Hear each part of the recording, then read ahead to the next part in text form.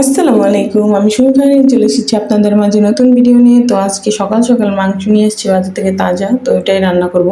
প্রথমে মাংস নিয়ে আদা বাটা দিয়ে দিলাম, কাঁচামরিচ বাটা দিলাম, দারচিনি এলাচ দিলাম, তারপর হলুদের গুঁড়া, মরিচের গুঁড়া, লবণ এবং ধনিয়া গুঁড়া অল্প, তারপর দিয়ে দিলাম তেল, দিয়ে ভালো করে মেখে নিতে হবে। এবার দিয়ে দিয়েছি টক দইটা দিয়ে আবারও ভালো করে মেখে চুলাতে বসিয়ে দিয়েছি। তো এই যে খুব সুন্দরভাবে কষাতে হবে।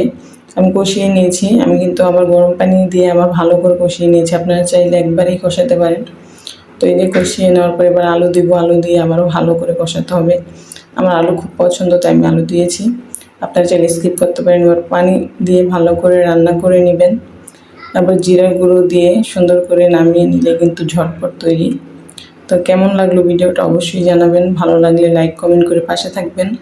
আজকের ভিডিও এই পর্যন্তই ছিল। আল্লাহ হাফেজ।